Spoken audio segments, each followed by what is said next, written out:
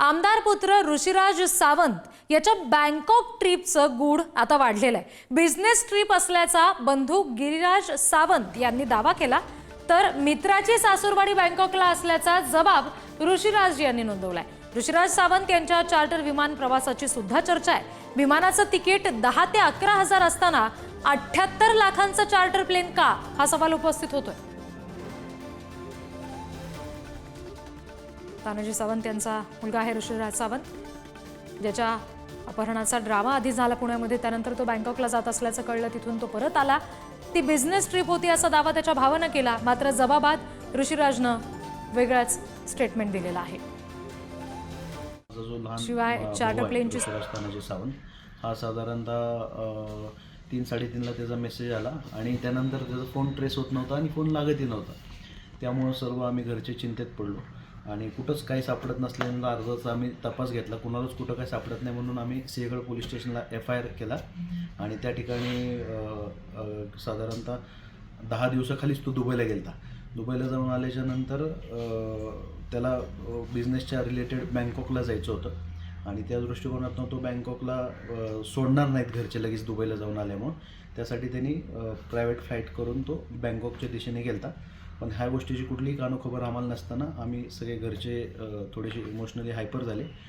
मला तर खूपच गंमत वाटली हे सगळं बघून, की का आपल्या महाराष्ट्राच्या साध्या मंत्र्याकडे कष्ट करून 253 कोटी रुपये त्यांनी जमवलेले आहेत। त्यांच्या मी इलेक्शन ॲफिडेव्हिट मध्ये बघितलं तर एवढी संपत्ती जर प्रत्येक मंत्र्याकडे किती कष्ट करून आलेली आहे आणि त्यांची मुलं अशी छान छान प्लेन उडवतायत, ते बघून म्हणजे गंमतच वाटते। आणि त्याच्यात ते स्वतः म्हणतात की मागच्याच आठवड्यात तो दुबईला जाऊन आला आणि आता पुन्हा बँकॉकला जातोय।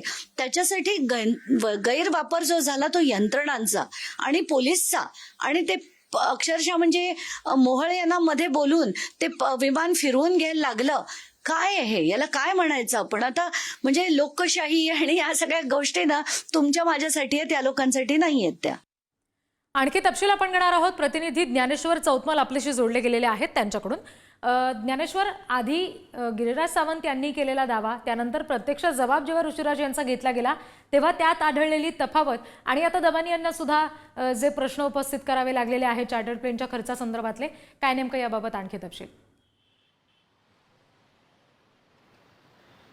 एकूणच हे सगळं प्रकरण अत्यंत नाट्यमयरित्या घडलं। आपण ते पाहिलं असेल की जे वेगवेगळे 2 दावे समोर येत आहेत। जो गिरिराज यांनी दावा केला आहे, जे ऋषिराज यांचे बंधू आहेत, आणि ऋषिराज यांनी नोंदवलेला जो जबाब आहे, या दोन्ही जबाबांमध्ये थोडी तफावत पाहायला मिळते आणि म्हणून गूढ जे आहे ते कायम असल्याचं बघायला मिळत आहे। बँकॉकला काही कामानिमित्त गेल्याचं गिरिराज म्हणतात, तर दुसरीकडे अर्थात व्यावसायिक कारणांमुळे, तर दुसरीकडे ऋषिराज यांनी जो जबाब नोंदवलाय त्यात त्यांनी असं लिहिलंय की मित्राची सासूरवाडी बँकॉकला आणि म्हणून आम्ही बँकॉकला जात होतो, अपहरण माझं झालं नव्हतं, असं ऋषिराज यांनी जबाबामध्ये म्हटलेलं आहे।